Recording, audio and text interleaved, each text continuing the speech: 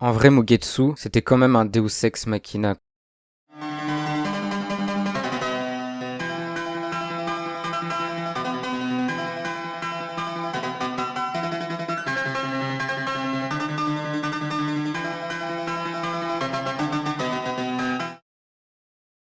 Salutations, chers lecteurs de manga. Aujourd'hui, nous allons plonger en profondeur dans l'univers riche de Bleach, afin de percer tous les mystères de la fameuse technique Mugetsu. J'espère que tu es prêt, car on va se rendre dans les méandres de l'âme d'Ichigo à Zangetsu City. Zangetsu n'est pas un simple Zanpakuto. Il s'agit d'une entité complexe avec plusieurs facettes, et c'est en cela qu'il est très intéressant. Ses pouvoirs sont composés des origines hybrides d'Ichigo, c'est-à-dire qu'il est à la fois Quincy et Shinigami.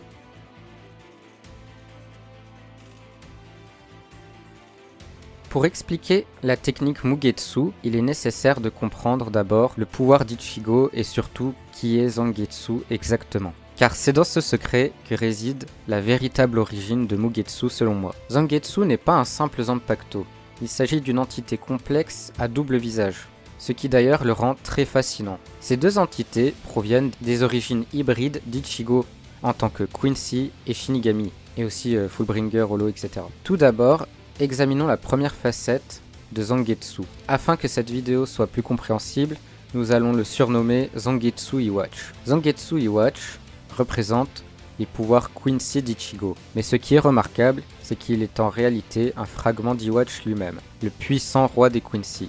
Chaque Quincy porte une parcelle d'Iwatch en lui, et Zangetsu Iwatch est la parcelle d'Iwatch qu'Ichigo possède. En réalité, ceci fonctionne un peu comme les Shrifts pour les Stern Readers. Zangetsu Iwatch se matérialise sous la forme de l'esprit du Zanpakuto d'Ichigo, mais il n'est pas le seul.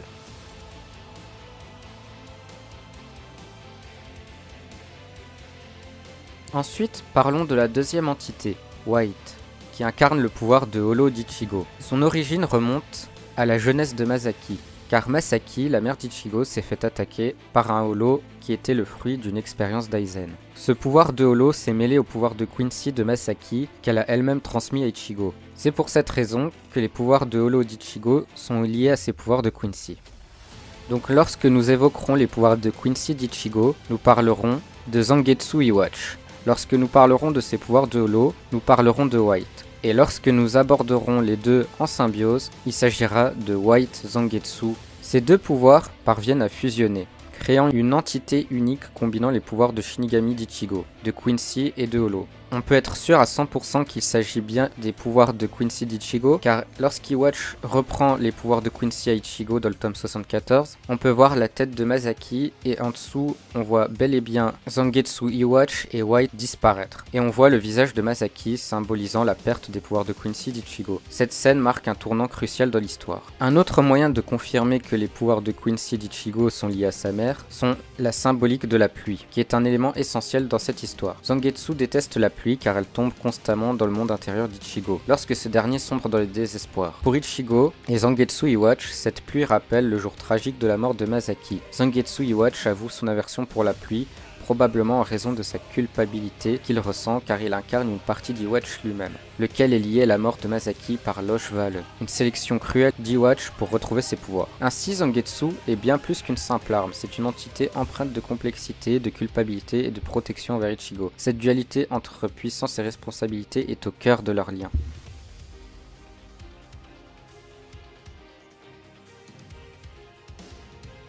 Maintenant, expliquons Mugetsu. Pour vraiment comprendre ce qu'est Mugetsu, nous devons nous replonger dans l'affrontement épique entre Ichigo et Aizen. Aizen était quasiment devenu invincible lorsqu'Ichigo le recroise à Karakura, grâce à son Hogyoku. Le désespoir était donc à son comble. Pourtant, Ichigo parvient à lui tenir tête, mais lorsque les choses se gâtent, il utilise la technique de Mugetsu pour en finir. La technique Mugetsu est incroyablement puissante, et elle suffit quasiment à terrasser Aizen, même si au final c'est Urahara qui aura le dernier mot. Cependant, il y a un prix à payer pour une telle puissance. Après avoir utilisé Mugetsu, Ichigo a perdu tous ses pouvoirs de Shinigami. Il est redevenu un humain ordinaire. Cette technique a eu un impact majeur sur la série, a ouvert la voie à une suite qui est l'arc Fullbring. Mais ça sera le sujet d'une autre vidéo. Mugetsu reste un moment emblématique de Bleach, symbolisant le désespoir et la détermination d'Ichigo. C'est un tournant crucial dans l'histoire de la série.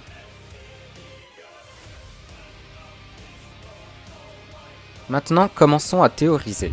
Je vais comparer la technique de Mugetsu à celle de Let's Steel. Let's Steel provient directement du riche héritage des Quincy. Les Quincy ont toujours eu une relation particulière avec l'énergie spirituelle et Let's Steel ne déroge pas à la règle.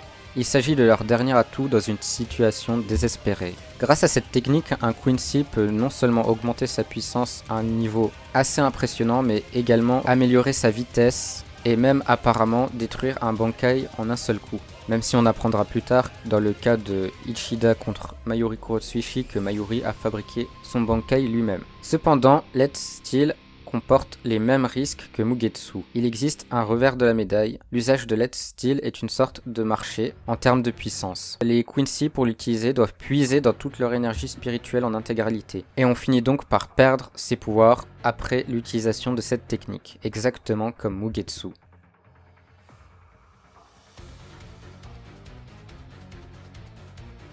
Du coup, on peut se poser la question, est-ce que Mugetsu et Let's Steel sont la même technique? Après tout, on a vu que les pouvoirs d'Ichigo sont d'origine Quincy, et Let's Steel est une technique Quincy. Voyons les points communs. Dans les deux cas, il y a une transformation. Dans le cas de Let's Steel, Uryu est recouvert par une armure blanche. Dans le cas de Mugetsu, Ichigo est aussi recouvert par une sorte d'armure avec des écailles bleues. Les deux sont une technique à n'utiliser qu'en dernier recours puisque l'utilisateur est confronté à la perte de ses pouvoirs une fois la technique utilisée. Les deux permettent une destruction massive, même si j'avoue que c'est un peu abusé de comparer Let's Steel à Mugetsu car entre Aizen Papillon et le Bankai de Mayuri, il y a une énorme différence de puissance à mon avis. On est quand même en droit de trouver que les deux techniques sont assez destructrices et très similaires. Et enfin, le dernier point commun, c'est que les pouvoirs se récupèrent quasiment de la même manière, en transperçant la poitrine de l'utilisateur avec une flèche pour les Quincy ou avec une lame dans le cas des Shinigami. Ça commence quand même à faire beaucoup de similitudes. Puisqu'on parle de similitudes, comparons aussi les similitudes entre Iwatch et Mugetsu. Lorsqu'Ichigo est sous la forme Mugetsu, c'est-à-dire qu'il devient le Getsuga lui-même, il possède les yeux rouges. Et devinez de quelle couleur sont les yeux d'Iwatch? Eh oui, dans le mille, rouge. Il y a aussi d'autres similitudes comme l'aura menaçante. Quand ils sont à leur apogée tous les deux, ils ont tous les deux une aura noire, imposante et menaçante qui peut être ressentie par leur entourage et surtout vue. Cette aura est souvent accompagnée d'effets visuels comme les coups de pinceau faits à l'encre de Chine dont Kubo a le secret dans le manga. En se basant sur ces faits, nous pourrions donc en conclure que la technique Mugetsu est une technique Quincy, puisqu'Ichigo prend l'apparence de Zangetsu Iwatch, qui est une entité incarnant Iwatch. Surtout si l'on s'appuie sur le fait que Mugetsu est très similaire à Let's Steel. On peut même littéralement dire que Ichigo, au lieu de fusionner avec Zangetsu Iwatch, on peut même parler d'une fusion temporaire avec Iwatch lui-même, ou d'une sorte de réincarnation plutôt. Mais si Mugetsu est une technique Quincy, dans ce cas, pourquoi Ichin connaît-il cette technique? Pour répondre, je dois d'abord parler du Soul King, le Reiyo. Le rôle du Soul King, du roi spirituel, est de maintenir l'équilibre entre le monde des vivants, le monde des humains, le monde spirituel donc la Soul Society et le Weko Mundo, ainsi que de réguler le flux des âmes. Sa présence est essentielle pour empêcher l'effondrement de cet équilibre. Le Soul King est représenté comme une entité divine et son apparence est étrange. Son corps est inerte et scellé et en plus il lui manque des membres, ses bras et ses jambes, et apparemment son cerveau si on se réfère à Grémy, et son cœur à Gérald. Autrement dit, le Soul King est une sorte de divinité passive qui n'a pas d'expression ou de volonté propre. Sa fonction est cruciale pour le fonctionnement de l'univers de Bleach. Mais nous savons aussi à propos du Soul King que Kyoraku, que si jamais le Soul King finissait par mourir, Kyoraku prévoyait de faire remplacer le Soul King par Ichigo si jamais Iwatch réussissait ses plans. Car Ichigo est un être hybride. Partant de cela, nous pouvons considérer que le Soul King est un être aussi qui comporte toutes les races, donc Quincy, Shinigami, Fullbringer, Hollow, etc. Apparemment, être un être issu de plusieurs espèces à la fois dans Bleach permet de tenir le rôle de roi spirituel. De plus, on constate l'absence de sabre pour Mugetsu. Le Hogyoku fait aussi disparaître le sabre d'Aizen. Il semblerait que les êtres transcendants n'aient donc pas besoin des Zanpakuto pour combattre. En partant de cela, on peut donc faire la théorie suivante. Mugetsu est une technique du roi spirituel lui-même. Ce qui expliquerait pourquoi le clan Shiba maîtrise cette technique. Les Shinigami auraient appris cette technique via le roi spirituel lui-même. il y a plusieurs siècles, et se serait transmise cette technique de génération en génération dans le clan Shiba. Les Shinigami auraient ensuite pratiqué cette technique à leur manière via un Zanpakuto, ce qui donna par la suite le Getsuga Tensho ultime. Cette technique étant très difficile à maîtriser et faisant perdre leur pouvoir aux Shinigami, le Getsuga Tensho ultime a donc fini par devenir au fil des années une technique secrète du clan Shiba, ce qui expliquerait pourquoi Ichin la connaît. Du côté des Quincy, c'est Iwatch qui a sûrement appris cette technique en s'inspirant de son propre père, ou en héritant de cette faculté. Il apprendra donc aux autres Quincy à utiliser cette technique en l'adaptant à leur pouvoir, ce qui donnera Let's Steel, qu'il fera évoluer plus tard vers une autre technique que l'on appelle bien sûr le Vol Standing. Ichigo est un Shinigami possédant des pouvoirs de Quincy, et son père lui a appris une technique ancestrale du clan Shiba, le Getsuga Tensho ultime. Pour utiliser cette technique, Ichigo fusionne avec une partie de Zangetsu Iwatch, c'est-à-dire Iwatch lui-même. N'oublions pas que Zangetsu Iwatch est la version d'Iwatch, un fragment. Il s'agit effectivement de la même chose que les Stern Ritters avec le Vol Standing quand ils utilisent leur Shrift.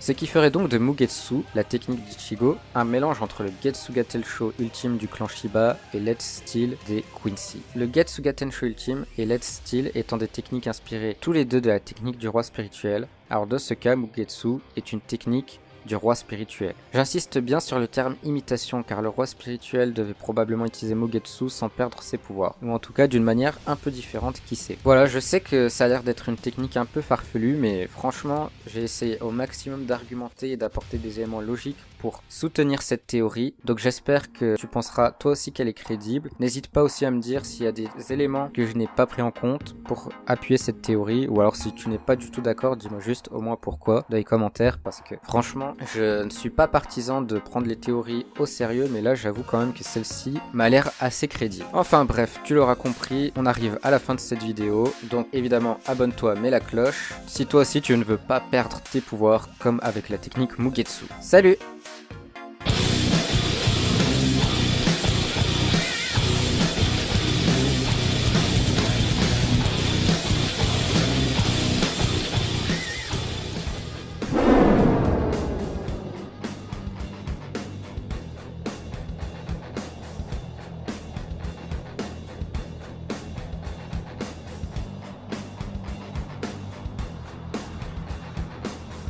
Allons, Gotaro, abandonne. Nous nous affrontons depuis tout à l'heure. Et pourtant, tu es le seul à être blessé et épuisé. Admets ta défaite et peut-être que je t'épargnerai.